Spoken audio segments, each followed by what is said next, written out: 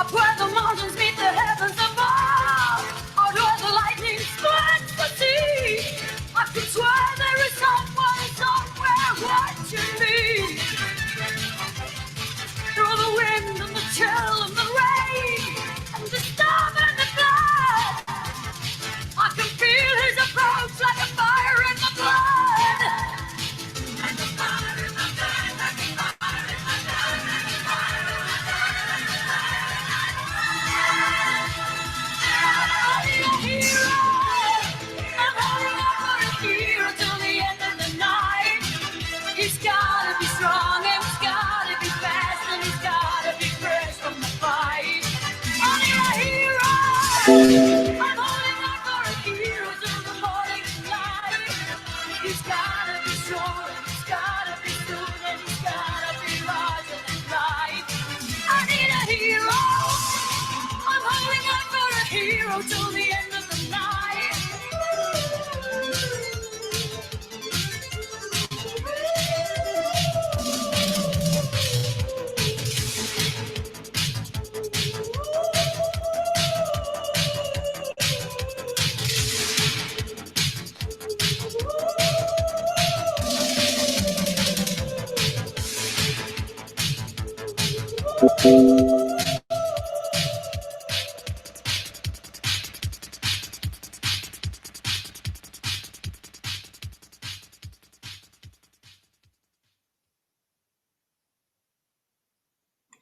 Bom dia, pessoal. Todos me escutam? Como é que tá o volume? Bom dia, bom dia, bom dia. Pessoal, vamos teclando no chat aí. Como é que tá o volume? Todo mundo me escuta bem? Alto e bom som? Bom dia, bom dia, bom dia, turma. Pessoal, tô fechando aqui uma coisinha para colocar no Disciplinas e vocês vão buscar lá algumas coisas daqui a pouquinho. Então, vamos lá. Deixa eu ver se eu salvo isso daqui.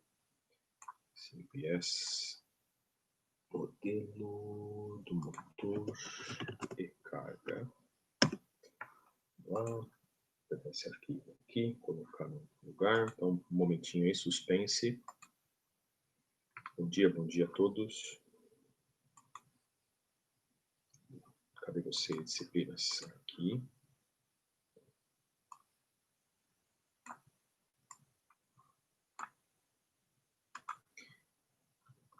Ver se vai aparecer para vocês, pessoal. Para quem estiver acessando o Disciplinas, peço a gentileza de dar uma olhadinha na aba das nossas aulas, tá bom? Inclusive, deixa eu alterar aqui o E1 dos 6. Eu coloquei uns arquivos de apoio da aula 3, tá bom? É o último item que aparece, tá bom? Vamos começar a apresentar aqui, que acho que fica mais fácil para todo mundo. Então, pessoal, para dar continuidade à nossa atividade, hoje a gente vai começar a falar um pouquinho sobre o controle de motor de corrente contínua, tá bom? Mais especificamente para essa situação tão esquisita aí que é a carga, por exemplo, de um respirador. Eu preciso já alertar a todos, né, que a modelagem que a gente fez até agora, ela é uma representação de um contexto real com algumas simplificações. E o caso particular de um respirador para uma atividade como, por exemplo, assistência pulmonar a um ser vivo, não é um tópico tão simples, tá bom? E que ele foi extremamente simplificado para o contexto que a gente vai ver no finalzinho da aula de hoje, tá legal? Vamos lá, deixa eu apresentar as coisas aqui para vocês. Bom dia. Deixa eu deixar o chat aqui meio aberto para receber as dúvidas de vocês. Então, pessoal, o que eu estava comentando com vocês é, se vocês têm acesso ao e-disciplinas, vocês devem estar podendo ver... deixa eu dar um zoom para trás aqui. Na aba do e-disciplinas, tá bom? Da disciplina de práticas de eletricidade eletrônica e laboratório de projetos também, de quarta-feira, tá bom? Atividades comigo. E o que foi colocado agora de coisas novas, existe aqui arquivos de apoio para a aula 3, tá bom? Isso aqui é uma espécie de ponto de partida para todo mundo ter o mesmo conteúdo, tá bom? E se ter, por exemplo, eu já vi alguns alunos que estavam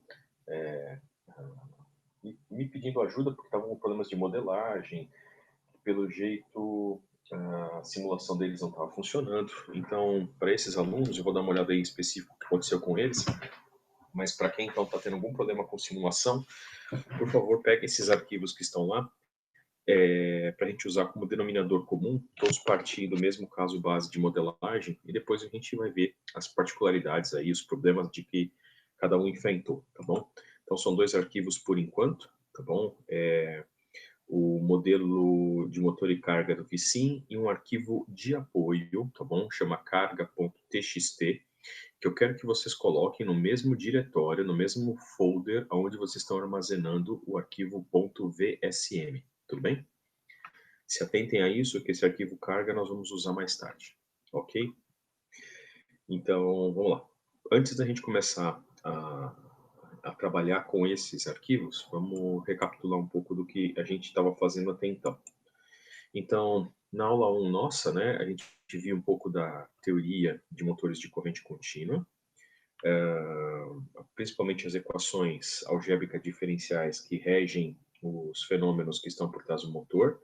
Então, as 2 equações eletromagnéticas que dão a tensão interna e o torque eletromagnético, uma equação mecânica que dá justamente o comportamento da malha mecânica ou da dinâmica das partes que giram do motor, né?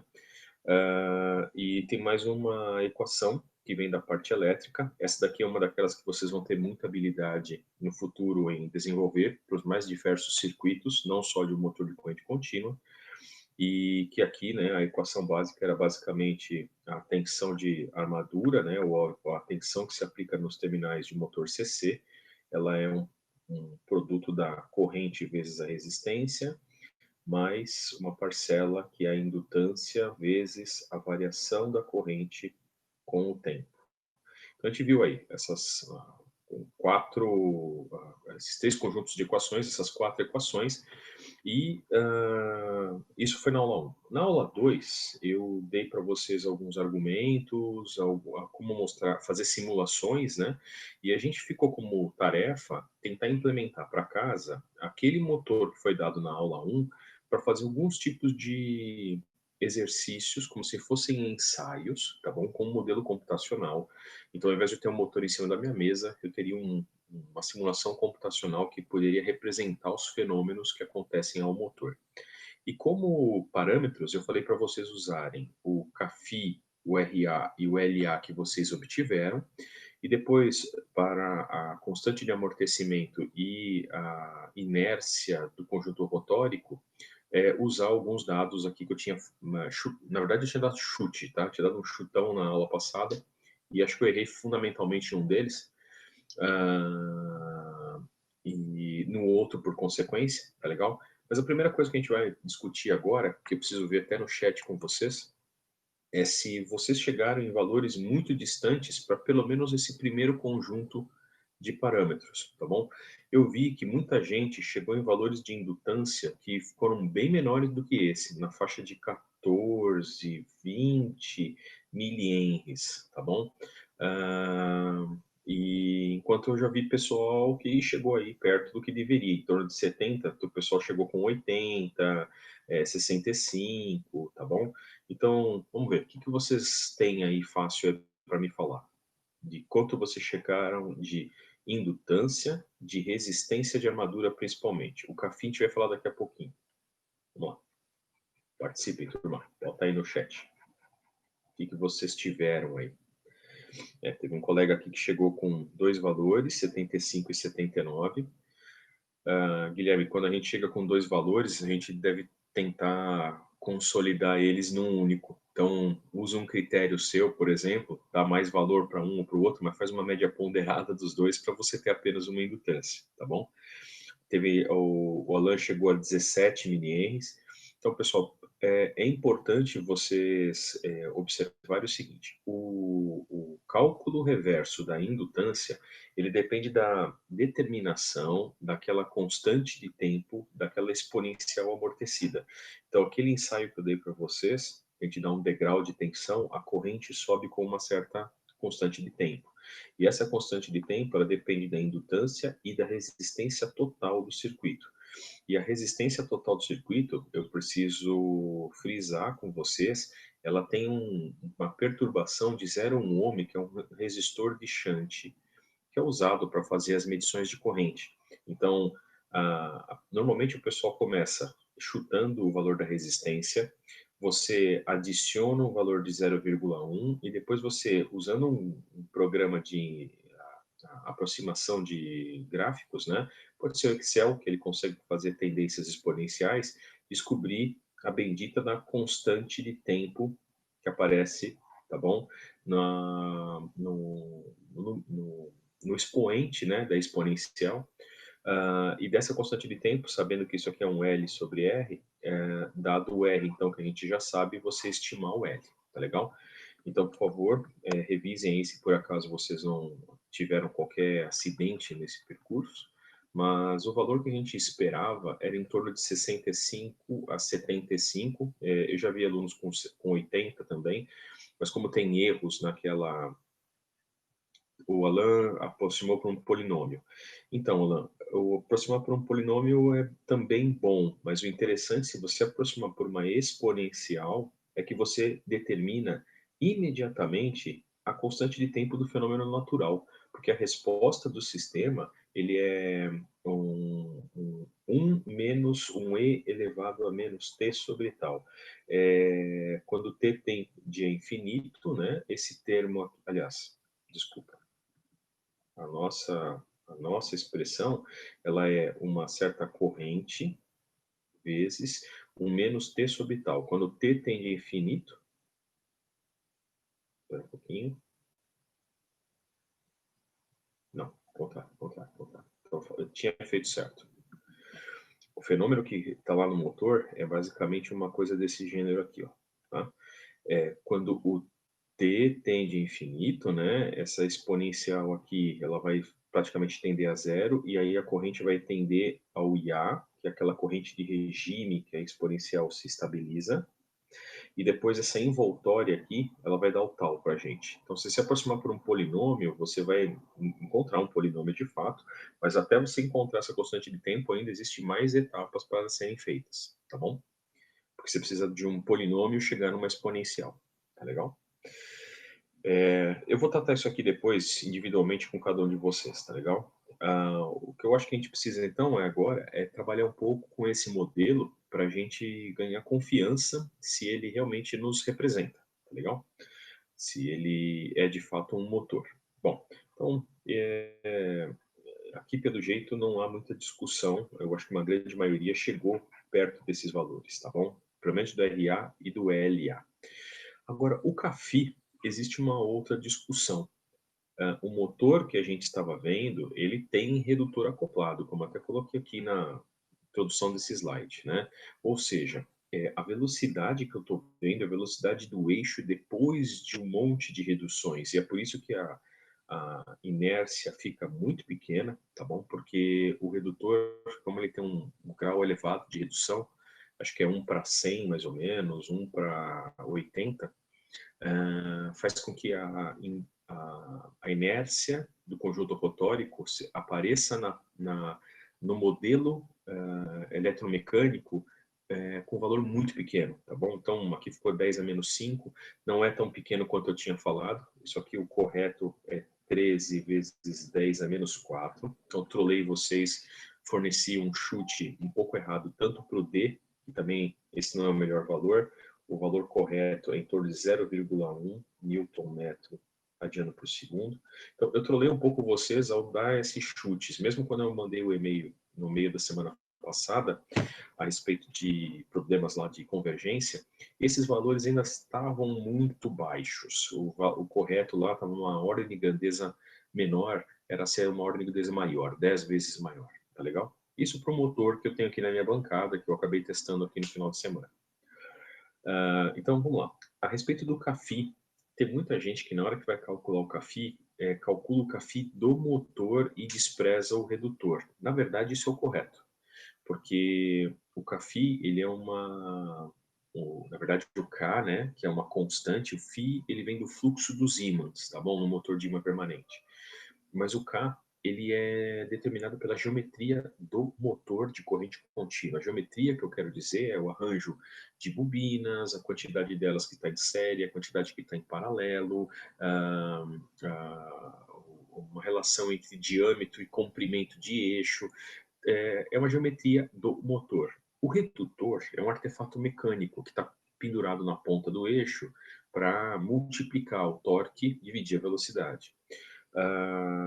Mas é o seguinte, em muitas aplicações, os fabricantes vendem os seus motores considerando o redutor como um conjunto, tá bom? Há um motor de corrente contínua. Então, o CAFI que você tem, que é o que vocês obtiveram pelas curvas, é um CAFI que representa tanto o motor quanto o redutor. E aí eu preciso discutir com vocês. O valor que vocês deveriam ter chegado era em torno de mais ou menos 1,7, tá bom? Até aproximadamente, até 2, porque depende do ponto na curva, tá bom? Que vocês estão considerando, volts por radiano por segundo, tá bom? Cuidado, tem um pessoal que estava calculando por RPM, mas eu vou precisar dessas constantes em radianos, tá legal? Ou então, se vocês estão calculando em função dos gráficos de torque, tá bom? E corrente, em Newton metro, cuidado, às vezes aparece Newton centímetro, tá legal?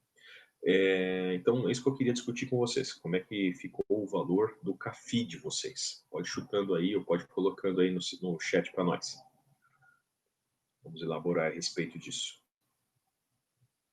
O que aconteceu com o CAFI? Que vocês obtiveram? Vamos ver, 1,75, ok. O que mais?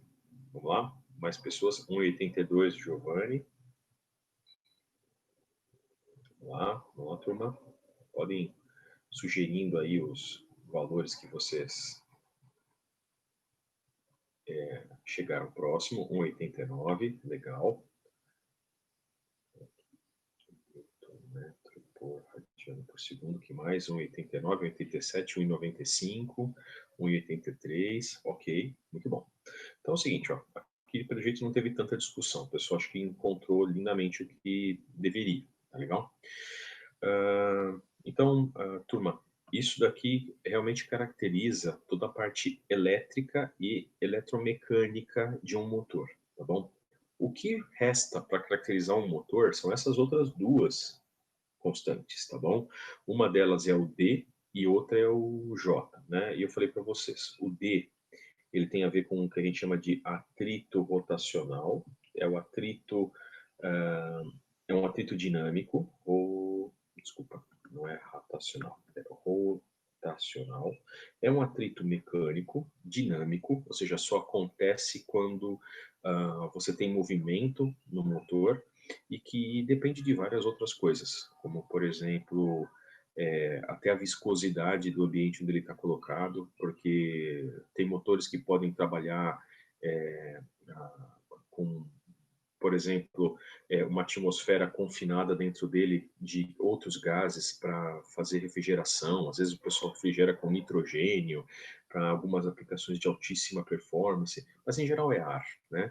Mas o problema não é a viscosidade do ar, mas é a rugosidade do rotor, porque ele tem saliências, então aquilo é uma batedeira, tá bom? Ele tem um arrasto aerodinâmico por causa da sua rotação. Mais do que isso, ele tem aqueles mancais, né, que criam um certo atrito para manter o eixo bem na posição correta. Esses mancais, eles têm rolamentos que têm que ser lubrificados. Então, a gente modela esse atrito rotacional, né, dessa forma. Agora, quando a gente coloca redutores, o triste, por isso que aqui eu errei de uma magnitude de 10, é natural, redutores, você tem que usar polias ou engrenagens. E polias um pouco menos, mas engrenagens um pouco mais, você tem um rendimento um pouco reduzido. Porque você tem um atrito, uma interação entre duas engrenagens, pelo menos, tá bom? E as engrenagens, elas, por mais que você projete elas corretamente, elas precisam ser lubrificadas, elas criam uma carga rotacional, né, que varia com a velocidade. Com velocidade baixa, essa carga é baixa, com velocidade alta, essa carga é mais alta. Então, um atrito rotacional maior. Então, o D modela tudo isso daí. Tá? E o J é um momento de inércia que o rotor experimenta. Momento de inércia. E da mesma forma que eu dei um gráfico para vocês, para fazer o cálculo do RA, do LA, do CAFI, existe forma da gente, através de ensaios, né, determinar esses caras. Então, o que eu fiz aqui no final de semana? A única coisa que eu não consigo mostrar para vocês aqui, porque é o setup experimental, a minha câmera falhou miseravelmente em capturar o que eu estava fazendo, mas vamos lá. Como determinar o D e o J? A primeira observação que eu preciso colocar para vocês é que ele é, depende fundamentalmente da aplicação. Depende da aplicação. Quando eu digo aplicação, é que eu não preciso apenas do motorzinho CC, o seu eixo e o seu redutor, tá bom? Então tem um eixo aqui, um conjunto de engrenagens aqui bastante sofisticado, tá legal? Na verdade é o contrário, né?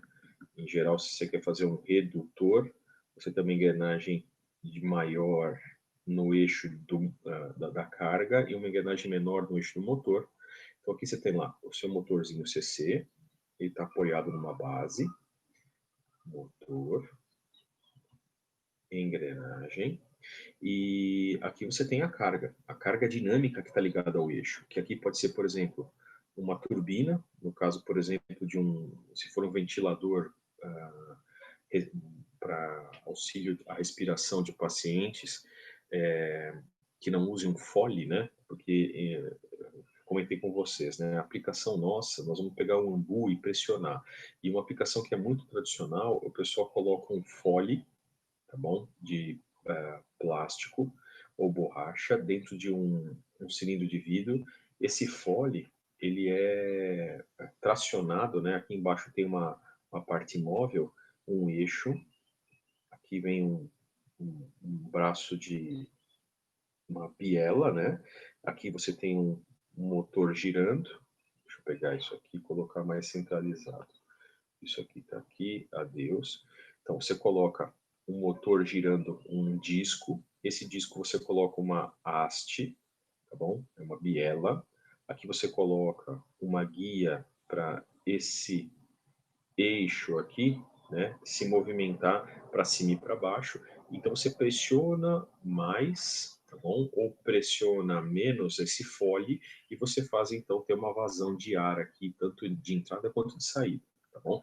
Então esse é um tipo de carga mecânica que vai aparecer no eixo que move esse disco. Mas pode ser cargas das mais diversas. Se eu estiver fazendo um robozinho, por exemplo, a carga pode depender do terreno, pode depender do pavimento, da inclinação do terreno, da inclinação do pavimento. E se eu quisesse representar até computacionalmente, eu teria que gastar um belo de um tempo com disciplinas que vocês às vezes ignoram ou falam, graças a Deus que eu nunca mais vou ver na vida, deveriam ver sim com cuidado. Né? Por favor, lembre-se dessas dimensões aqui, a mecânica, principalmente na parte cinemática, tá bom? Na parte estática, de corpos livres, tá? Estática. É fundamental para você entender os princípios, porque afinal de contas, tudo que a gente faz eletromagneticamente, um dia vai virar trabalho mecânico, tá bom? Ou calor, mas trabalho mecânico principalmente. Então, por favor, quando vocês recebem lá uma tarefa chata, dada uma força aplicada num binário, um binário de forças aplicada numa haste, calcule qual que é a força que é aplicada. Pessoal, isso é fundamental. Se a gente não souber fazer isso, a gente não modela essa última parte do sistema, tá bom? Bom, então, como eu estou falando, para determinar D e J, depende dessa aplicação, depende da carga mecânica. Carga mecânica ligada ao conjunto. Então, o que eu fiz aqui em casa? tá bom? Eu coloquei uma carga, que é uma espécie de um pistão, como esse mesmo que eu desenhei, tá bom? Uma haste, tá bom? Presa num disco. Esse disco tem mais ou menos uns 25 centímetros de diâmetro, tá bom? O meu motor, ele está movendo esse disco através de um conjunto de uma polia. Então, o motor está aqui. Vem cá você, fio. O motor está aqui. Eu coloquei uma correia, tá bom? Que move essa polia maior. Legal. Então, meu motor gira aqui. Esse motor já tem um redutor também, tá? Mas ele foi reduzido mais uma vez para mover essa polia. Essa razão aqui não é tão grande quanto parece, tá? Aqui eu fiz uma relação de quase 1:2, tá? E isso aqui move isso daqui no mesmo sentido. E preso a esse disco maior, realmente eu coloquei uma espécie de uma biela, tá bom? Um elemento de máquina aí para quem faz a mecânica é bastante importante, tá bom? E aqui existia não é um pistão, mas é um negócio que vai pressionar o ambu. O ambu, eu coloquei ele aqui de lado, ele é cilíndrico, né? A saída de ar dele fica para cá, tem uma válvula importante aqui que permite ou não a entrada de ar. Tem uma outra entrada de admissão na parte de trás. Então, o que eu fiz foi um setup que eu coloquei esse ambu, né, frente a um anteparo. Tem um anteparo fixo. Bom, aqui também, né, para o ambu não cair no chão também. Então, fica lá o setup que o ambu está aqui. E esse êmbolo aqui, então, ele vai para frente e para trás. Então, eu coloquei esse setup todo lá, porque eu precisava estimar basicamente qual que é a inércia do sistema e qual que é o atrito adicional que aparece. Não é só o atrito do motor e do conjunto de engrenagens, mas o que essas polias e esse disco colocam a mais de carga no sistema, tá bom? Bom, isso aqui tem uma guia aqui, né, que é para correr só nesse sentido. Isso aqui tudo é meio ajustável também. Eu posso pegar o conjunto todo e levar para frente e para trás para eu estar mais próximo ou menos próximo do ambu e regular o volume que eu posso pressionar. Bom, então isso aqui foram feitos testes, tá bom? Então foram feitos ensaios. E um dos ensaios que a gente faz por exemplo, eu coloco o motor em funcionamento contínuo, motor em funcionamento contínuo. O que eu quero dizer com funcionamento contínuo é que ele fica mexendo esse sistema para frente e para trás, mas aqui a carga de um pulmão colocado no ambu praticamente não existe, tá bom? Então sem contrapressão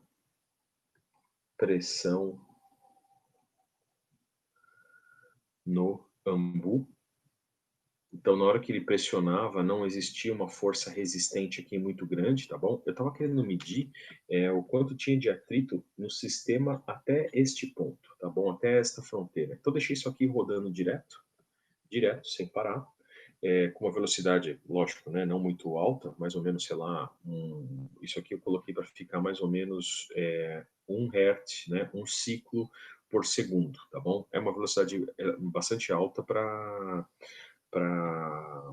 respiração, mas não é tão alta como o motor. O motor ele pode conseguir até muito mais do que isso. Então, coloquei esse motor em funcionamento contínuo, sem contrapressão no ambu e com tensão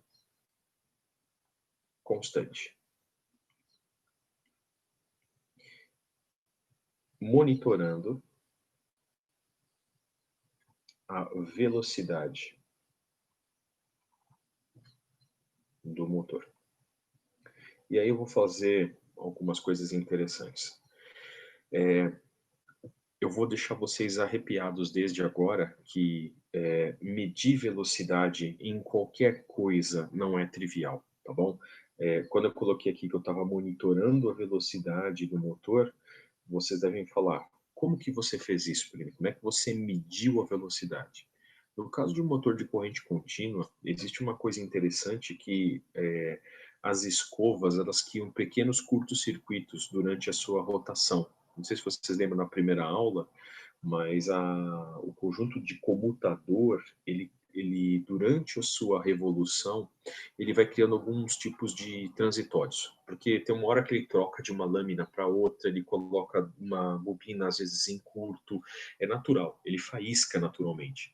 E se faísca naturalmente, significa que acontece alguma coisa elétrica, tá bom? Um transitório elétrico. Então, o que eu fiz para monitorar a velocidade é um método indireto, que eu peguei lá os terminais do motor de corrente contínua, tá bom? Estavam aqui, ligados na minha fonte de tensão. Essa minha fonte de tensão não é uma fonte ideal, tá? Ela é real, ou seja, ela tem uma certa resistência interna, tá bom? Então, eu coloquei aqui certo VA, e aqui está o terminal do motor, tá? Então, o motor tem já o seu RA, o LA aqui dentro. Vamos até representar, vai? Eu acho que vale a pena. Vem cá você, o motor vem para cá. Então, o motor tem sua resistência interna, sua indutância interna. Então, eu coloquei lá uma fonte de tensão com um VA constante. Aqui a resistência interna da fonte. Resistência interna. Deixa eu dar um zoom aqui para a gente trabalhar mais perto. Então, aqui está o RA, aqui está o LA. E o que aconteceu é que isso daqui, né, fica com uma certa velocidade constante. Olha o que eu fiz. Peguei lá dois fiozinhos, aliás, não é aqui que eu coloquei bem nos terminais do motor. Você mais para cá, eu preciso de um pouquinho de espaço. Então, peguei esse cara, ligo aqui. Então, eu peguei dois fiozinhos, tá bom? Um fiozinho vermelho, trouxe para cá. Peguei um fiozinho preto, aqui eu vou colocar azul só para ficar com uma cor diferente, tá bom? E levei isso daqui para um osciloscópio, não para um multímetro. Perini, o que você vai fazer com o osciloscópio? Bom, essa é a coisa bacana. Se eu sei que durante a revolução de um motor eu tenho alguns tipos de efeitos devidos à sua revolução nos sinais de tensão e corrente, então se eu conseguir ver esses efeitos, talvez eu possa inferir alguma coisa sobre a velocidade. Então eu peguei isso daqui, levei para o meu osciloscópio, tá bom? E configurando lá de forma bastante peculiar o trigger dele, porque não é uma coisa trivial, mas não é impossível, eu consegui pegar uma onda que produzia uns pulsinhos, tá bom? Então vamos lá, deixa eu mostrar para vocês a próxima parte. O que são esses pulsinhos, tá bom? Olha só, o meu rotor, esse motor de corrente contínua, ele tem aproximadamente 5, 2, 3, 4 e 5. Ele tem 5 lâminas, tá bom? Esse motor de corrente contínua que eu comprei. Ele tem um rotor aqui bastante grande, tá bom? Aí tem um monte de bobinas, né? O rotor ele tem lá, são 5 superfícies rotóricas também. Tem uma cabeça de bobina aqui, uma cabeça para cá, uma cabeça para cá. Vamos ver se consigo desenhar isso aqui certinho. 1, 2, 3. Não está ficando tão bom, não. Vamos deixar sem muitos detalhes, tá bom? Mas, só para você ter uma ideia, aqui existe uma superfície que a gente chama de cabeça do polo, e isso aqui é um monte de chapas que o pessoal corta e empilha, então são várias chapinhas aqui, isso aqui, chapa, chapa, chapa, que fazem uma superfície, né? A gente chama de sapata polar isso aqui, tá bom? E aqui em volta a gente tem as bobinas. Elas saem daqui, passam lá por baixo, voltam, vai lá por cima, por baixo, blá, blá, blá, blá. Então aqui existe um pacote de enrolamentos, todos aqui em volta, tá bom? Tá legal? E depois o outro terminal vem para cá. Vamos ver se a gente encontra isso na internet. Google, meu pastor, nada vai me faltar. Vamos lá. Sem ser ético, mas vamos ver se a gente pede uma ajuda no Google Imagens. Imagens. Vamos lá. E aqui eu quero rotor DC motor. Tá bom? Então, olha só. Esse aqui é um rotor mais simplificado, com apenas 3 sapatas polares, né? Isso aqui não significa que tem um polo norte, um polo sul e um polo qualquer coisa. Não, não, não.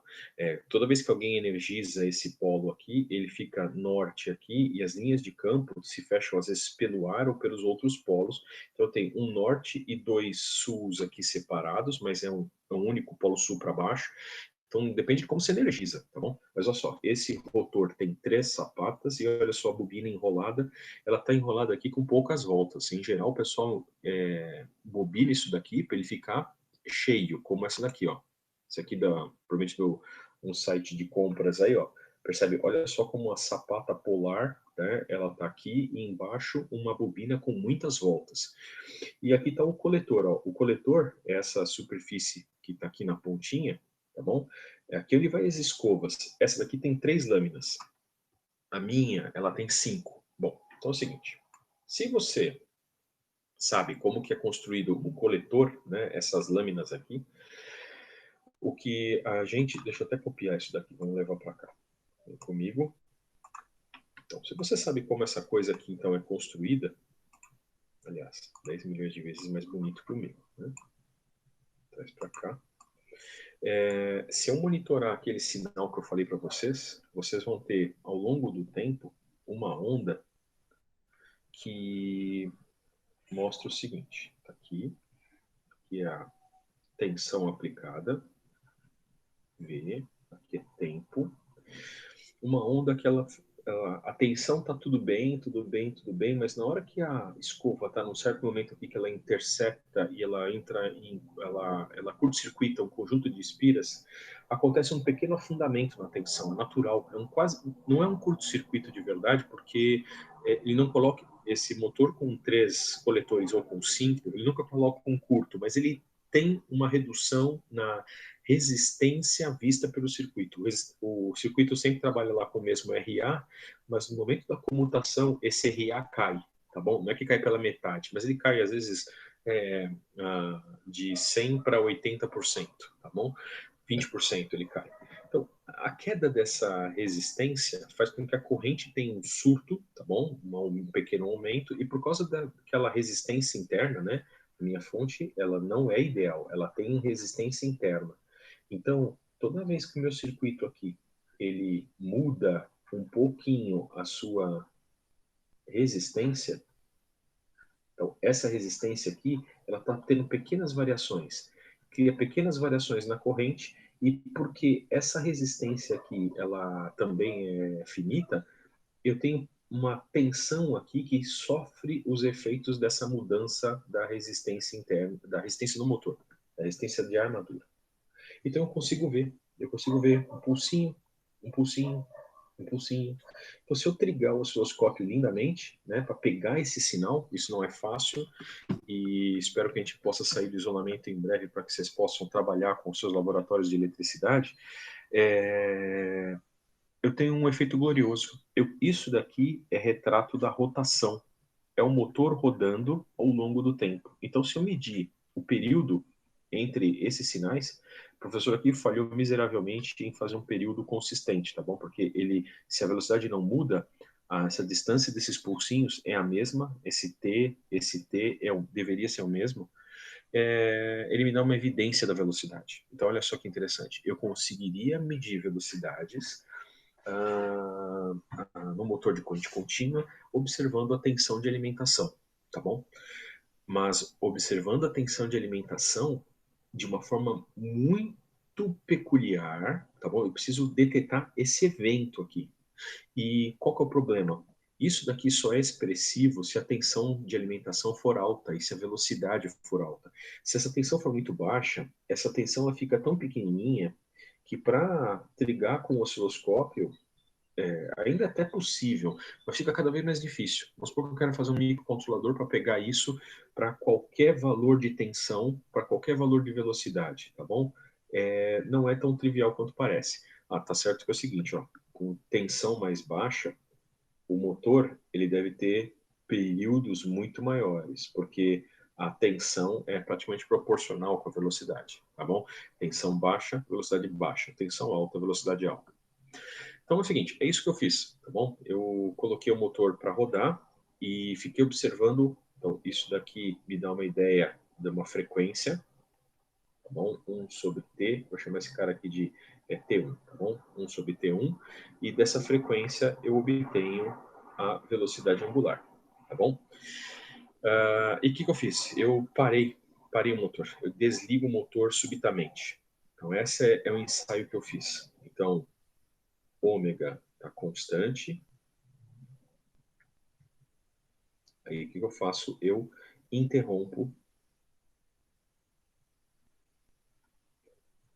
a alimentação. Dá uma faísquinha considerável, inclusive, porque na hora que a gente abre um circuito indutivo, os indutores se revoltam. Eu vou falar disso daqui a pouquinho.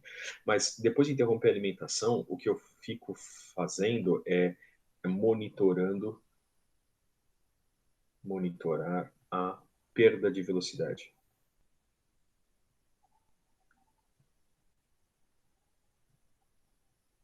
E o que a gente vai ver vai ser isso. A velocidade, ao longo do tempo, ela estava bem, bem, bem, bem, bem, bem, bem. E aqui eu fiz a interrupção da alimentação. Adivinha? Isso aqui, de novo, é uma exponencial. Tá bom? E eu fiz um teste muito parecido com aquilo que a gente tinha feito. Eu fiz essa interrupção, né, para fazer o desligamento, e depois fiz o acionamento também. Bom, depois de algumas tentativas, porque a velocidade ela cai, o trigger cai, a minha interpretação da frequência não é tão fácil assim, eu consigo estimar isso, pelo menos. Eu consigo estimar que essa exponencial ela depende do momento de inércia e daquela constante de perdas, tá bom? E os valores em regime, tá? Quando eu coloco, por exemplo, a partida do motor, então, na partida, eu tenho um efeito que é contrário àquele. Eu, quando aciono o motor, então aqui eu desliguei, desligado. E quando eu faço o contrário, quando eu faço ele ligar, ele também sobe, exponencial e se estabiliza. Esse valor de regime aqui, ele também depende do J e do D, tá bom? Na verdade, aqui depende do D, principalmente. E então eu consigo separar. Essa exponencial ela depende do J e do D, esse cara depende do D. Então, através de outros ensaios, que eu não coloquei aqui para vocês, porque o problema é medir velocidade. Medir velocidade é muito ruim. Eu fiz esse ensaio, acho que talvez umas 6 a 8 vezes, tá bom? E depois trabalhei com todos os pontos para chegar que o atrito que eu tenho no nosso motor, ele está em torno de 0,1, tá bom? E já considerando aquela biela, aquela haste, aquela alavanca, tá bom? E que o momento de inércia, incluindo aquele disco grande que eu falei para vocês, que movimenta o êmbolo aqui, tá bom? Esse disco aqui, ele tem uma constante de inércia por causa dessa tamanho dele, que tem algumas não simetrias, porque aqui tem uma haste pendurada que não tem uma outra haste do outro lado, ele não está, inclusive, como é que eu posso dizer, balanceado corretamente, tá bom? O correto era balancear. Se eu coloco uma massa desse lado de um disco, eu preciso colocar uma outra massa do outro lado para que os efeitos de giro ao longo do tempo, eles tenham um comportamento isonômico, tá bom? Do jeito que eu fiz aqui, o momento de inércia, ele até balança, ele pula, tá bom? Tem uma oscilação. Então, depois de bastante testes, tá bom? É que eu cheguei no valor, cadê o meu valor? De não 13 vezes 10 a menos 5, mas de 13 vezes 10 a menos 4, tá bom? E não é ainda a inércia total. A inércia total deveria considerar o AMBU, e o AMBU faz isso quase multiplicar por 10 de novo. Mas vamos lá. O que nós vamos trabalhar daqui a pouquinho, em alguns minutos? Então, vamos lá, próximo. Então aqui é 13 vezes 10 a menos 4. Isso daqui. Tá legal? Então, vamos parar de blá blá blá, Pellini, e vamos botar a mão na massa? Vamos pegar aquela simulação que eu mandei para vocês no Vicim. Então, quem não fez isso, por favor, vai no e-disciplinas. arquivos de apoio para a nossa aula S3 é o último item que aparece por lá, tá legal? Então eu vou abrir aqui o meu diretório, aliás, eu vou pegar no disciplinas como se fossem vocês. Vem cá, baixa, vamos colocar aqui aulas online, práticas. Então aqui aula 3, aula 3. Muito bem, salva aqui o ponto .vsm, vamos salvar o carga.txt, salva, legal. E feito isso, eu vou rodar o vsim. O vsim ele é tão ruim que não tem nem programa de instalação, né? Mas é só ir no diretório onde vocês descomprimiram e buscar o programa para executar. Deixa eu procurar onde está o meu aqui. Vsim, meu pastor, nada vai me faltar também. E até perguntar para alguns de vocês se alguém tentou fazer em outros simuladores, mas eu tinha quase certeza que se alguém fizesse, alguém ia reclamar para me perguntar: "Ô, professor, esse simulador é uma droga, o que a gente está usando hoje." Como disse para vocês, vocês vão ter disciplinas na elétrica que vão trabalhar explicitamente com esses conceitos, tá bom? E vão usar ferramentas muito mais importantes, superiores do que apenas esse simulador de bloquinhos, tá legal? Bom, então, alguém por acaso fez em algum outro programa de simulação? Temos 24 pessoas ao vivo e a cores. Todo mundo vsim? Vsim, vsim, vsim, vsim? Então, ó, só para isso, fez o vsim. Esse pessoal obedece muitos professores. Eu achei que vocês fossem mais questionadores. Então, olha só para ficar de... não vou dizer dica, porque todo engenheiro tem que avaliar muito bem as ferramentas que usa em cada momento, tá bom? Mas uma ferramenta que, por acaso, ela está gratuita para os alunos da USP até o final de junho, julho, é o MATLAB. E o MATLAB, se não no meu curso aqui de projeto de práticas, em eletromag você talvez venha precisar, em circuitos elétricos você venha precisar, em processamento digital de sinais você venha precisar, e é uma ferramenta bastante importante. Acho que todo engenheiro eletricista tem que saber mexer no MATLAB de alguma forma. O MATLAB é uma linguagem de programação, na verdade, é uma linguagem de script, a gente chama, ela não é compilada, em que você coloca uma lista de comandos que você faz vários processos de engenharia. Pode fazer modelagem, como a gente está fazendo no vsim, pode fazer fluxos de dados para trabalhar dados científicos. Por exemplo, todas as curvas que eu captei para você estimar o D, o J, o LA, o RA, eu não usei o Excel, eu usei o MATLAB para fazer. Ele faz gráficos com análises científicas muito interessantes, tá bom? E a visualização científica de dados é uma parte muito importante da engenharia elétrica, tá bom? A gente tem muitos fenômenos nossos que não são visíveis a olho nu. E como que a gente consegue, então, percebe, o dogma é problema visto, é problema resolvido. Mas se você não vê fluxo elétrico, você não vê carga elétrica, você não vê campo magnético, como que você resolve, então, os problemas? Você usa métodos indiretos. Então, pessoal, enquanto eu estou falando agora com vocês, tá? Eu estava inicializando o MATLAB, tá bom? Porque ele é a bagatela de mais ou menos uns 8 GB de tranqueiras instaladas no seu micro. Não significa que o programa é uma tranqueira, significa que ele é pesado, tá bom? Ele nem terminou aqui de abrir ainda inteiro. Arrastei aqui para minha tela. Bom dia, bom dia. MATLAB, tudo bem? Tudo bem? Você tá bem, filho? Alô, alô, alô. Ó, ele nem tá aceitando meus comandos. Agora sim. Então, para quem não conhece, esse é o MATLAB. E o MATLAB tem um produto dentro dele, tá bom? Que chama-se Simulink. E eu vou rodar ele agora. Ele vai ficar em Busy. Tá bom? Aqui embaixo, ó. Busy. Estou ocupado. Então, eu fiquei falando com vocês agora por quase 3 minutos, que foi o tempo de carga do MATLAB do meu micro. Meu micro é um Core i3 com 8 GB de RAM. E olha só para rodar o Simulink quanto tempo ainda leva, tá bom? Então vamos lá. Estava falando para vocês que para a gente então poder ver os nossos fenômenos, a gente tem que fazer uso de ferramentas de visualização científica. E o MATLAB tem uma série delas, tá bom? Gráficos, 2D, 3D, para você analisar séries de dados, múltiplas séries entre si. Então, por exemplo, quem está trabalhando hoje com a pandemia, com dados, por exemplo, de eventos na população, tem que estimar mais ou menos como as curvas estão se comportando, quantidade de mortes, o efeito exponencial.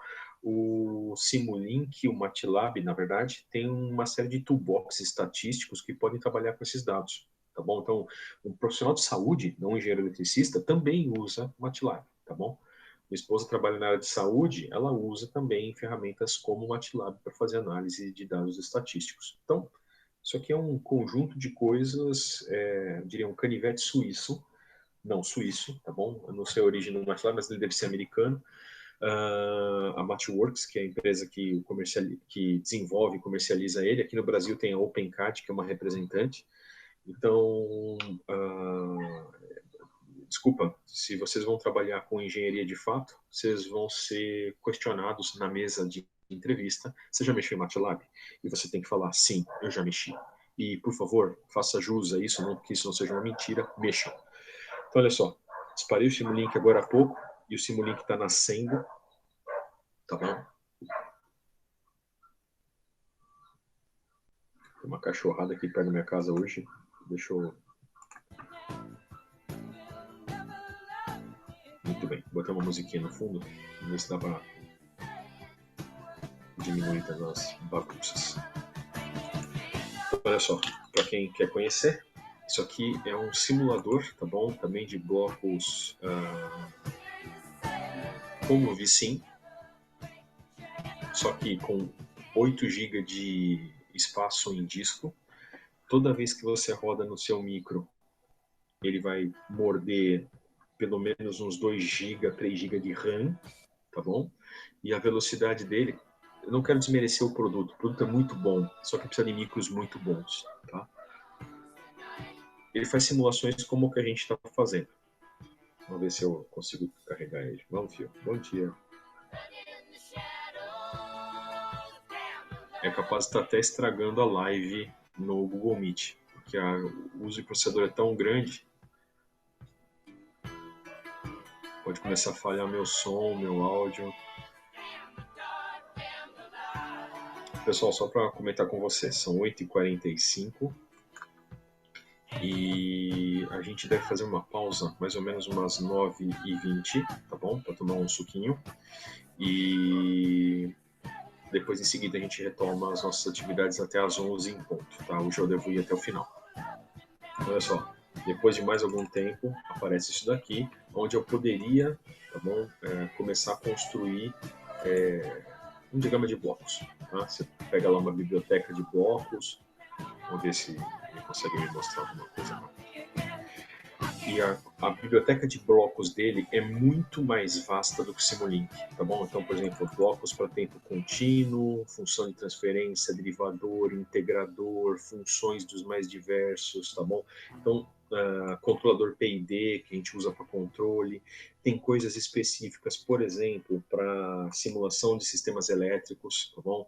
Então, coisas, por exemplo, eu precisava de motores, quer ver? Vamos ver se eu encontro aqui, ó. Electrical, electromechanical, eu quero motores com escovas, ó, o motor DC, um modelinho prontinho, e bastava a gente arrastar lá para nossa área de trabalho, né, computador, vamos lá.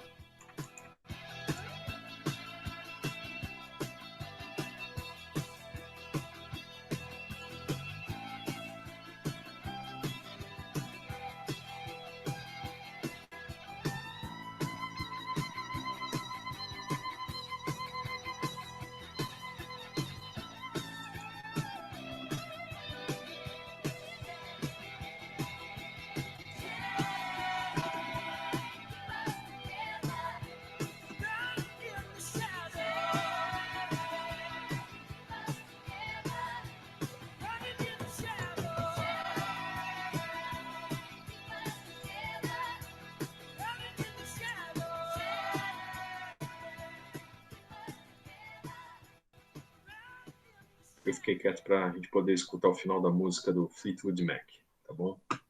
Só o final da música presta, o resto a novela estragou. Bom, eu gostaria de fazer alguma coisa mais rápida com vocês, mas então eu convido vocês a duvidar de tudo que eu estou falando e que sim resolve tudo, tá bom? E que vocês façam algumas brincadeiras no futuro com o MATLAB, tá bom? Enquanto isso, então, acho que eu vou preferir matar o MATLAB antes que ele mate o meu computador. O meu computador já não está nem mais responsivo, para vocês terem uma ideia, tá bom?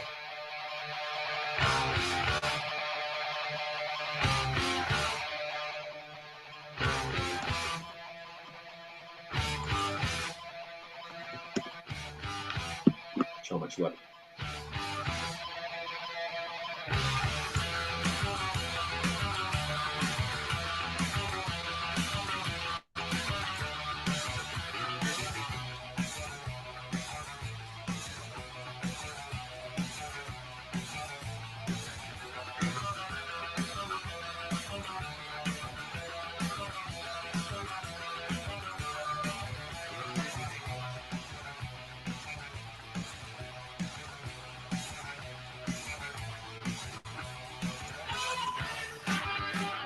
Adeus.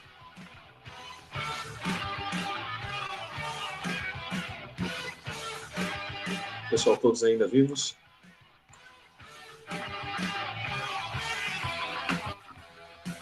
Sim, sim, sim. Oh, legal. Então, depois de a gente ter passeado um pouco pelo MATLAB e falhado miseravelmente em mostrar alguma coisa, voltamos ao VSim e vamos carregar aquele arquivo que a gente trouxe lá da internet, tá bom? Então, eu vou pegar aqui meu diretório, onde estava aqui os arquivos que eu baixei. Se essa música estiver muito alta, vocês me avisam, tá? Vamos lá, aulas práticas, onde eu coloquei o meu cara aqui, cercando lá para cima.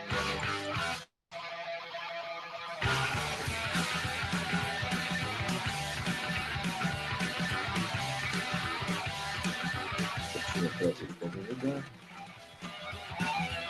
Vamos lá. Você. Achei. Então, pessoal, eu trouxe esses dois arquivos lá na internet e eu vou arrastar para dentro do VSim.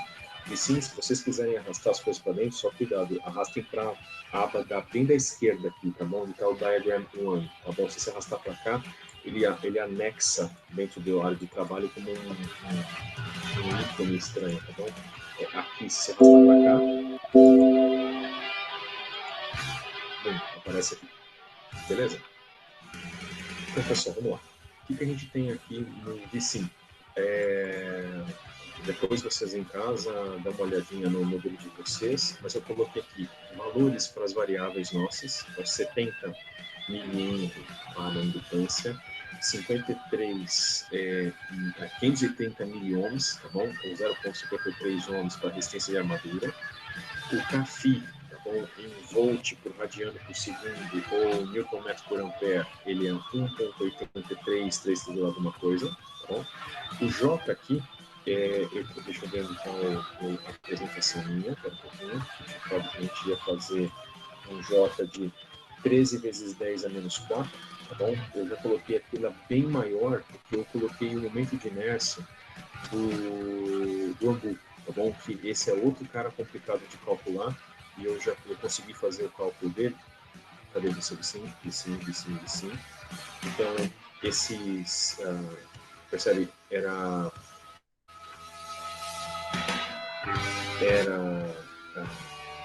praticamente 0,1 e ficou 50 vezes maior por causa do Ambu, tá bom?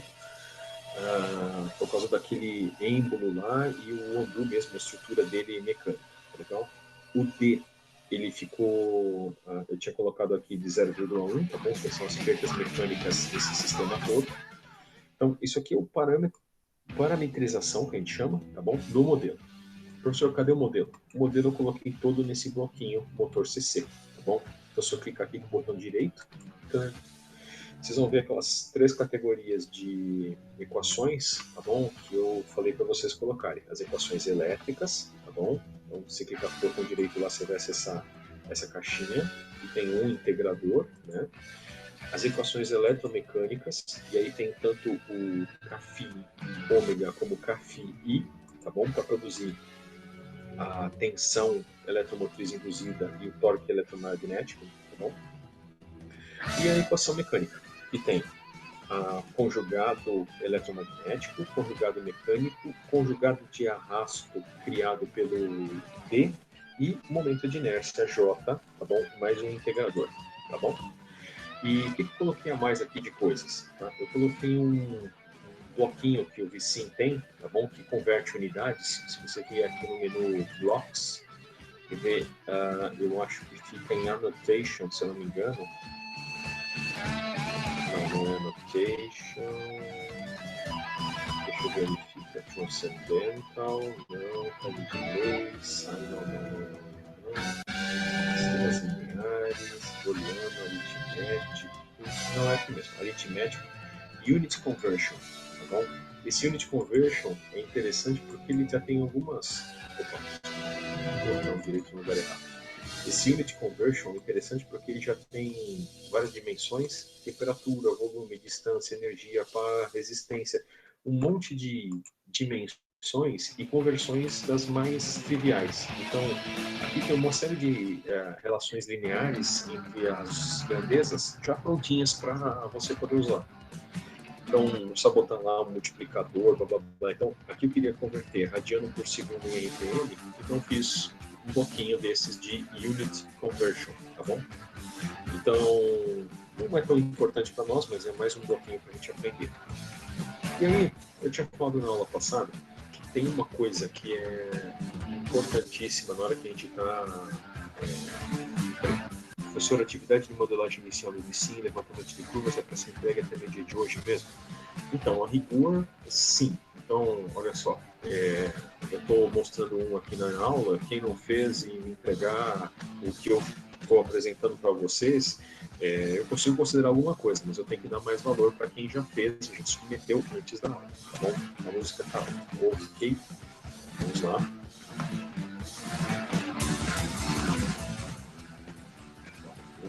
Muito obrigado. Se ainda tiver alta, vocês me avisam, tá bom? O feedback aqui não é tão fácil quanto parece. Então, vamos lá. Eu tinha falado para vocês na aula anterior que tinha o propósito todo da gente estar estudando esse motor não é simplesmente para fazer. A gente não é professor Pardal, vamos botar um negócio para rodar, vamos fazer um ventilador com peça de garagem. Não. Engenharia não funciona assim.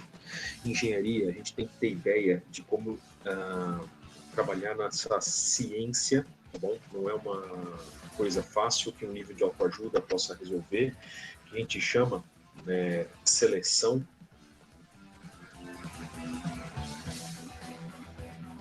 e dimensionamento de tudo.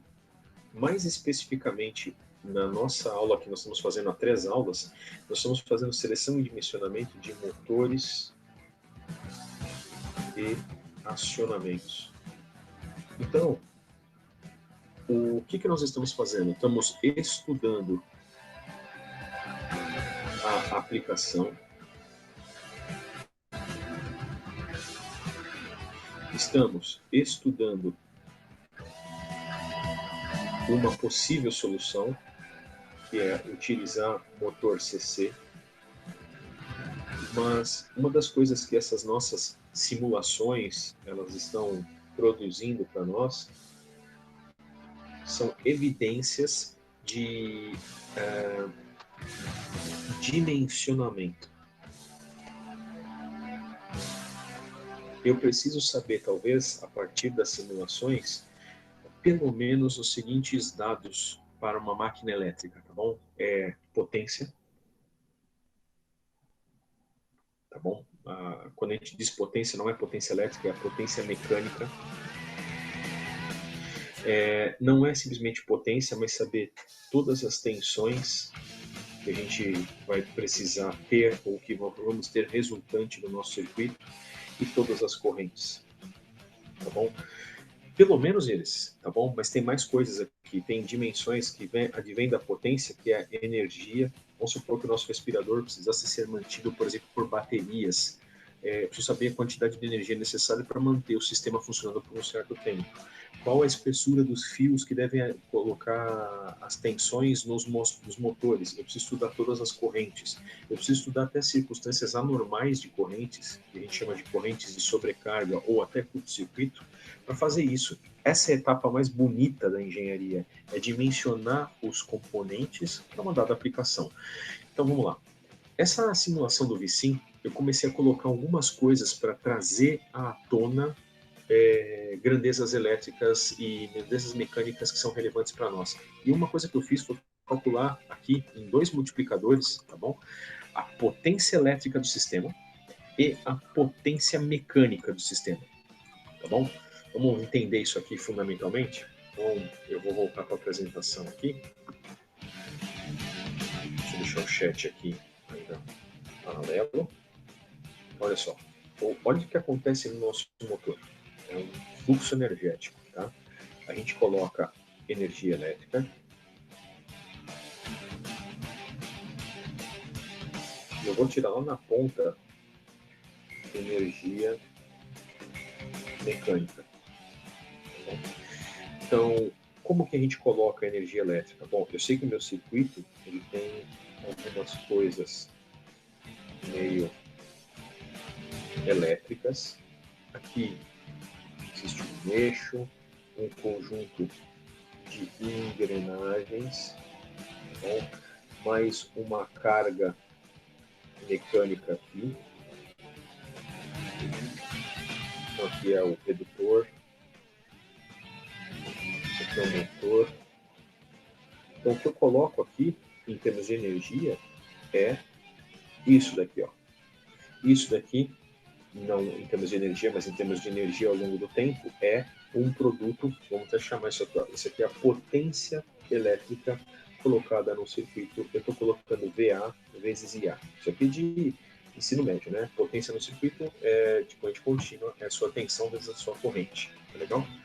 Essa é a potência de entrada. O que acontece é que uma parte dessa potência é perdida na forma de calor. Então, existe aqui uma parcela da potência, bom, que sai do meu problema na forma de calor. Então, eu coloco potência elétrica e sai, deixa eu tirar minha barra daqui, sai uma potência de perdas elétricas. Bom, então, de toda a potência que entra, ó, eu coloquei tudo isso de potência, está sobrando isso agora, tá? Ela vai atravessar o entreferro, né, o espaço entre o estator e o rotor, vai virar movimento, tá bom? E ao virar movimento, a gente sabe que tem uma parcela de perdas também, tá bom? Que é justamente por causa da rotação. É aquele D lá que a gente viu, né, aquela perda rotacional. Aqui tem uma potência de perdas rotacionais. Legal? Até que finalmente eu tenho uma coisa aqui que vem para esse lado, tá bom? Que é a potência mecânica. E aqui vai ser o conjugado que nós vamos ter aplicado na carga, tá bom? Vezes a velocidade do motor, tá bom? Então esse aqui a gente pode até colocar, esse aqui é o conjugado eletromagnético, tá bom? Então, é isso que vai acelerar a carga, que vai levar ela para uma certa velocidade. Mas notem, eu tenho 2 parcelas de perdas. E na hora que eu vou escolher um motor, a gente sempre escolhe um motor por essa potência aqui, ó, pela potência útil, a potência que a gente usa de fato. Lembra, eu até comentei na aula passada para vocês que isso dá uma ideia, né, do rendimento do motor, né? Então, o rendimento é justamente essa potência mecânica, o que a gente usa de fato, por toda aquela que a gente teve que colocar no sistema para fazer ele funcionar, tá bom? Então, esse rendimento ele pode ser percentual, se eu multiplicar isso aqui, por exemplo, por 100. E até agora a gente não falou disso. Eu mostrei que tem um problema, mas como é que eu determino qual que é o motor que eu vou usar? A minha simulação me traz dados importantíssimos. Se eu calcular isso daqui, se eu calcular isso daqui, eu vou ter uma evidência interessante da potência do motor. E aí eu vou poder escolher desse fabricante, deste outro, deste tamanho ou daquele outro, em função dessa potência. Então, no VSIM, um elemento novo que eu coloquei foi calcular as potências elétricas, que é o VA e o IA, tensão de armadura vezes a corrente de armadura, e a potência mecânica, o conjugado eletromagnético e o ômega, tá bom? A velocidade. Tudo bem? Tá bom. Calculei tudo isso, coloquei uma série de variáveiszinhas, então todas essas variáveis estão disponíveis para nós. Tá? Eu tenho o E, eu tenho o IA, eu tenho o ômega, eu tenho esse N aqui, que é a velocidade em RPM, e essas duas potências, tá bom? Então o que eu quero que vocês façam aqui, ó, se vocês quiserem, vocês podem fazer aqui mesmo. Seleciona todas essas variáveis aqui, tá bom? Eu acho que se você segurar o Shift e clicar com o botão esquerdo, você consegue selecionar todas elas. Pega todas essas saídas aqui, ó. Bom, conjugado eletromagnético, o IA, o ômega e o N, tá bom? Pega todo esse pessoal aqui, dá um Ctrl C, tá bom? Vários Ctrl Cs, copia. Aí depois, dá um botão direito em qualquer área em branco da tela para voltar aqui para a janela principal e dá um Ctrl V para a gente ter essas variáveis fáceis para que a gente possa usar. Professor, eu me atrapalhei todo aqui. Olha, copia uma variável interna, botão direito aqui e procura ela aqui, que ela deve aparecer também de qualquer forma, tá bom? O que eu gostaria que vocês tivessem agora é isso, ó. Essas variáveis prontas para a gente poder usar para alguma coisa. Eu vou separar por algumas elétricas, algumas mecânicas e algumas que estão no meio do caminho eletromecânicas. Beleza? Legal. Pessoal, a pegadinha que eu falei muito rápido para vocês e que eu precisei esclarecer ao longo da semana passada. Existe um menu aqui no VSIM, vocês não conseguem ver porque minha tela está um pouquinho cortada, para dar uma ênfase mais à tela do simulador, mas o menu Simulate do VSIM, tá bom? Tem o Simulation Properties, onde existem regras importantíssimas para fazer a simulação convergir, tá bom? Então, é isso daqui que se vocês não fizerem correto, nada vai funcionar. E aqui eu já coloquei certo, tá bom? Eu coloquei aqui um passo de integração de 1e a menos 5, tá bom? E coloquei como método de integração trapezoidal e repeti aqui o menor passo de tempo 10 a menos 6, o maior erro 10 a menos 5, isso pode ser ainda melhorado, tá bom? Eu não sei se isso é suficiente para você rodar a nossa simulação em todas as circunstâncias, tá legal? Mas esse problema veio à tona porque, se vocês lembrarem na aula passada, eu estava comentando para vocês que isso daqui é um resolvedor de equações diferenciais. E ele resolve por um método de cálculo numérico, que é calcular a área através de um princípio de integração. O que acontece é que o LA, que a gente estava no nosso problema, o RA, o CAFI, e principalmente o J e o D que estavam, que era 10 a menos 4, 10 a menos 5, tá bom? 0,01 de D ou 0,001, eles retratavam um sistema cuja velocidade de resposta é muito rápida.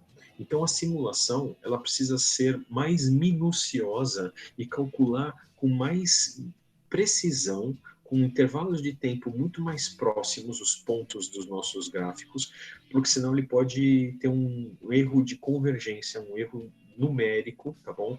Na aproximação dessas equações diferenciais. E, desculpa, o resultado, os colegas até falam, professor, tá tudo ficando maluco. Vou fazer uma brincadeira aqui, ó, não preciso fazer no de vocês, coloco um gráfico, vou pegar aqui, por exemplo, corrente, vamos botar corrente aqui, eu vou pegar aqui um outro bloquinho para produzir informações, então vamos lá, slider, vamos colocar Atenção aqui. Atenção já está colocando. Onde está a atenção?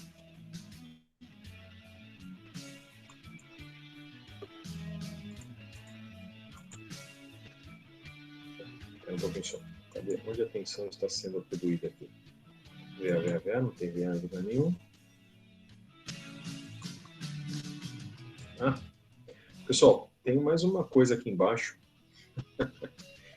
Eu copiei um diagrama para vocês que tem mais coisas, hein? Deleta isso aqui tudo aqui embaixo. Scrolla a tela de vocês, tá bom? Ó, tava aqui em cima. Scrolla, seleciona todo mundo e deleta, tá bom?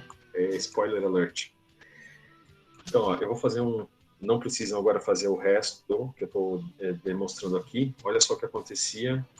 Essa aqui é uma simulação, está rodando, pelo jeito a corrente está funcionando bastante bem. Ótimo. Mas deixa eu até fazer uma outra coisa. Tira isso daqui. Ok. Temos um motor aqui. Olha o erro que o pessoal estava tendo. Deixa eu parar tudo. Simulation Properties. Eu vou colocar aqui uma constante de tempo um tempo de integração muito alto, tá bom? Olha que lindo. 10 a 256, até que uma hora aparece uma maluquice assim, ó, erro de domínio.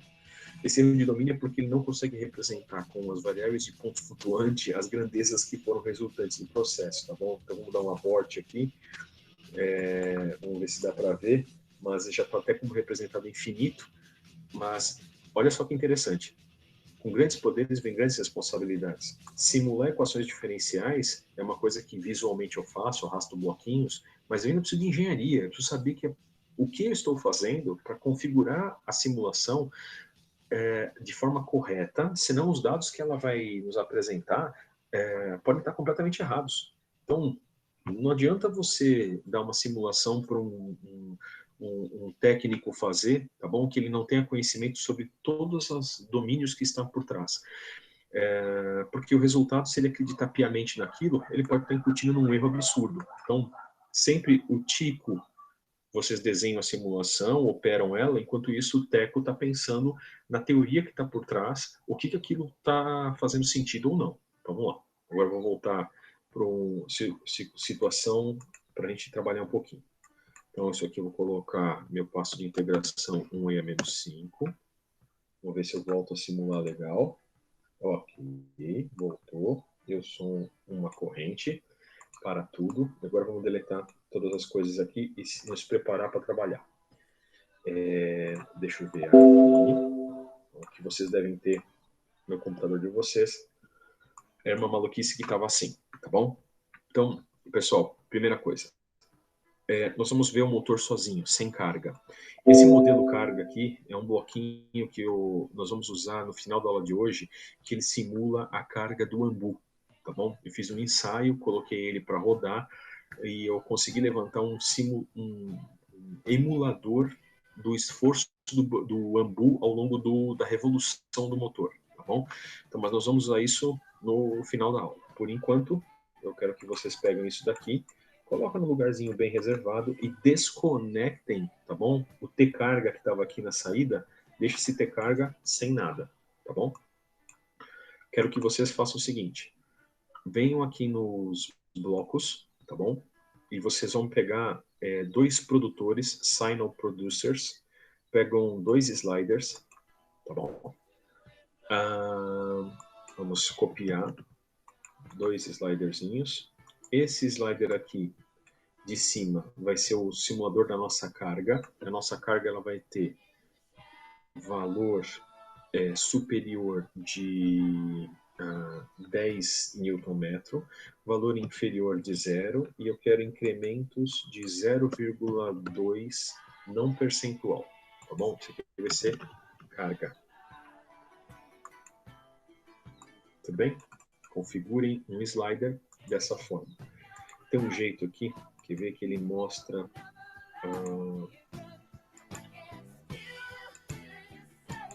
espera um pouquinho só. Vector Labels não vai adiantar. Bom, vou deixar isso aqui.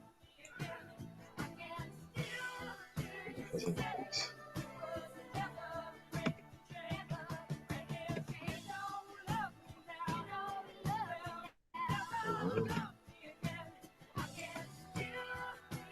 Oh meu Deus, está difícil aqui hoje. Então vamos pegar este cara. Este fulano. Trazer para cá. É o primeiro sliderzinho. O segundo slider aqui vai ser o da tensão.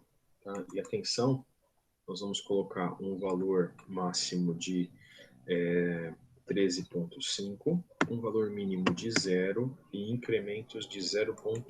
Pode ser 0,2 ou 0,1. Tá bom? E aqui vamos chamar tensão. Então, vou capturar isso aqui também.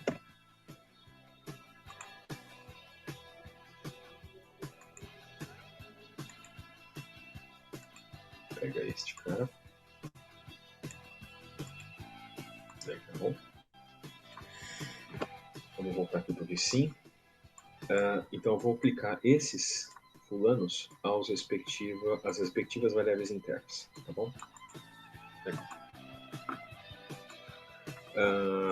Para quem tiver problema, eu vou mandar uma versão dessa rapidinha para vocês carregarem. Se vocês tiverem problema na configuração do VSim. Vamos pegar um gráfico. Tá bom? Esse gráfico aqui, espicha ele bastante. Vamos fazer pelo menos 2 gráficos. Tá bom? Então, peraí. Primeira coisa, eu vou arrancar um monte das entradas aqui e deixar uma quantidade menor de entradas. 4 entradas. Ctrl C, Ctrl V aqui embaixo. 2 gráficos mais ou menos iguais. Vou pra cá. No primeiro eu vou colocar grandezas elétricas. Então, eu vou colocar aqui a corrente e eu vou colocar a tensão. No primeiro. E aqui eu vou colocar no de baixo grandezas mecânicas. Eu vou colocar o ômega em radiano. E vou colocar o torque eletromagnético.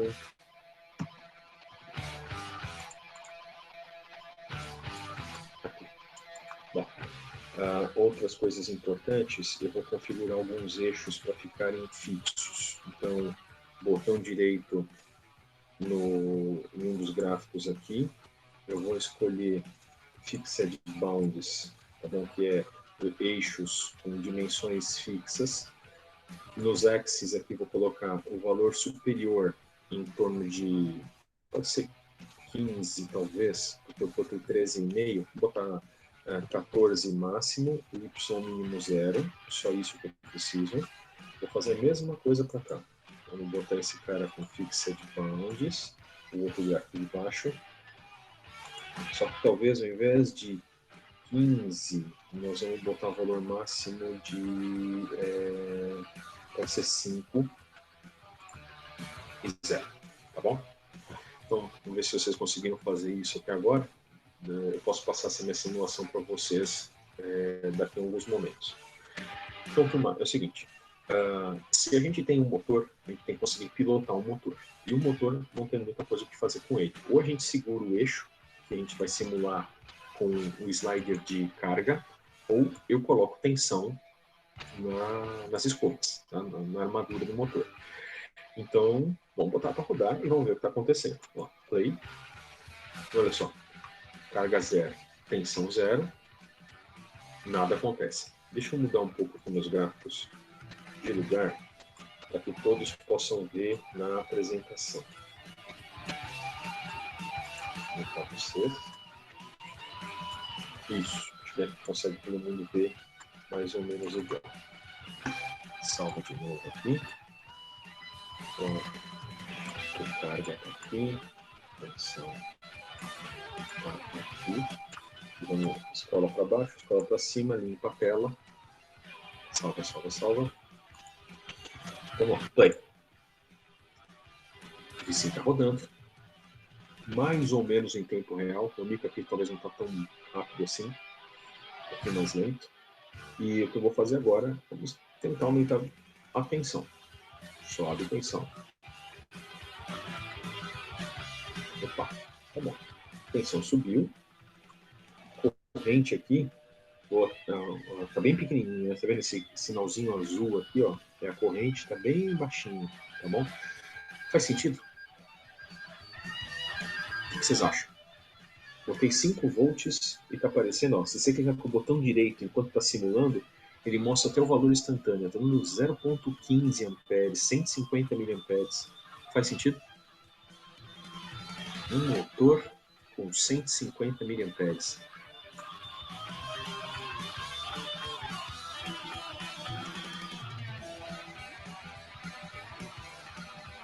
Será que alguém consegue me dizer? Sim, faz sentido. A gente chama essa situação de motor em vazio, inclusive, porque no eixo dele não há carga nenhuma. Existe uma carga, existe, que é aquela que faz esses 150 miliamperes passar. É aquela carga do atrito rotacional. O atrito rotacional, ele ainda está precisando de energia, tá bom? Para ser vencido, tá bom? E é ele que faz, inclusive, a velocidade se estabilizar. Hoje, a velocidade está em 2,75 radiano por segundo, tá bom? 6,28 radiano por segundo seria 1 Hz. Então, isso aqui está quase 3 vezes menos, então a gente está com quase 0,3, 0,4 Hz, tá bom? Ou seja, duas revoluções, meia revolução por segundo, 0,4 revoluções por segundo, tá bom?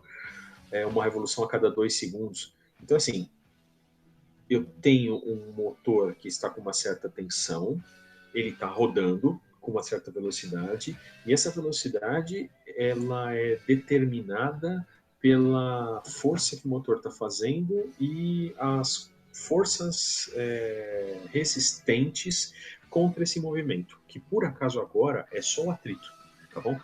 Então vamos lá, olha que interessante. Eu vou até colocar esse gráfico lá no meu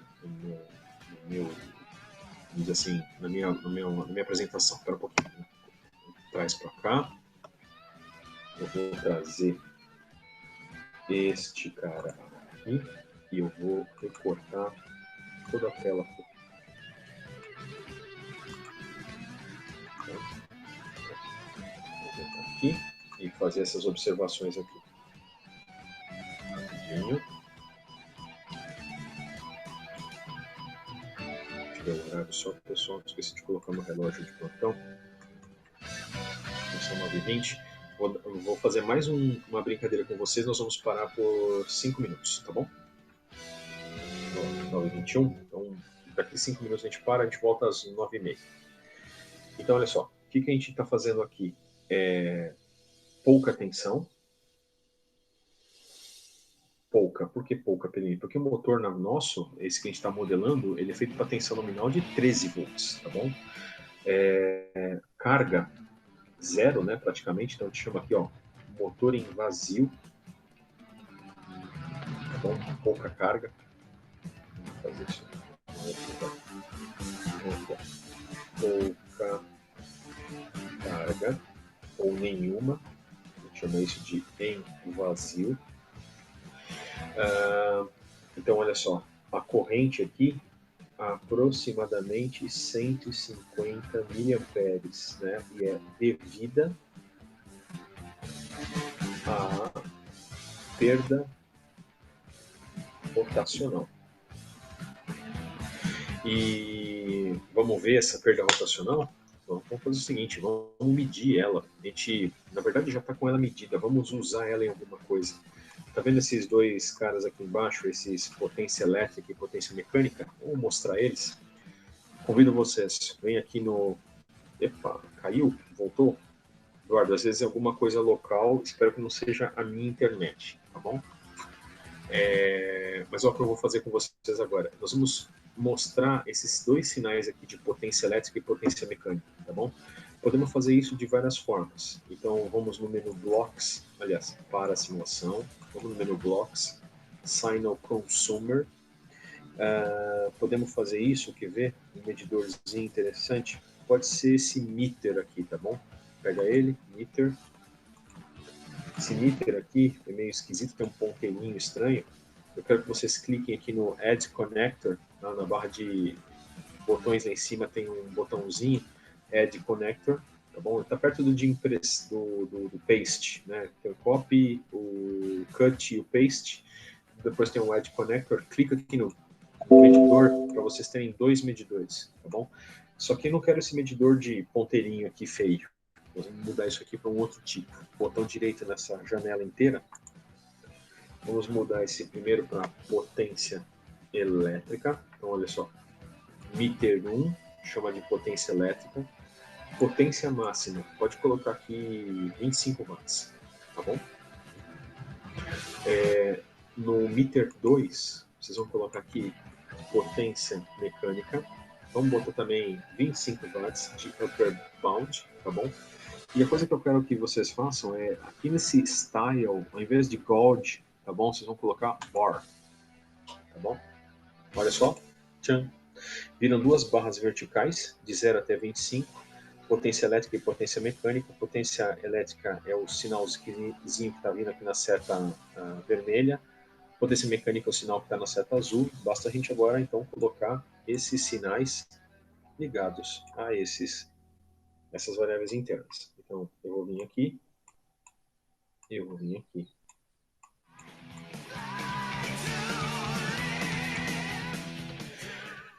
Muito bem, vamos lá.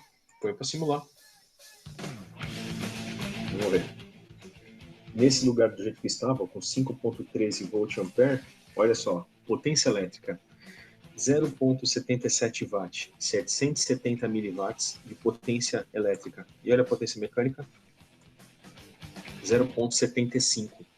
Então, é isso que está disponível no eixo e que, por acaso, está sendo torrado como atrito. Perini, peraí, por que os dois não são iguais?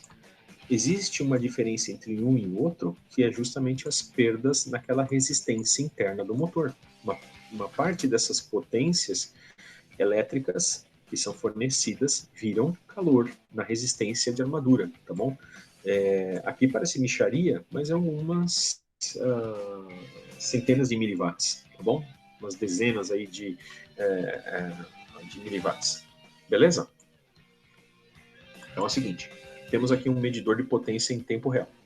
Então, vamos continuar brincando com o nosso modelo. Se isso é um motor, eu vou querer acelerar ele. Ele está com 2 radianos e eu quero dobrar a velocidade.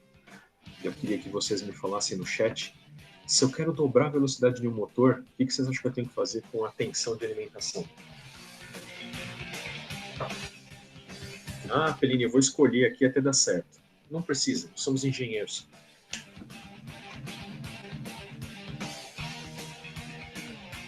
As equações do motor permitiriam que a gente pudesse entender que se eu quero mais velocidade,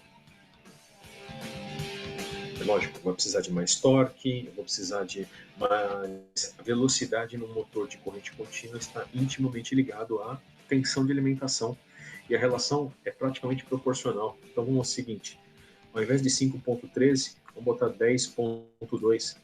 Vou para você.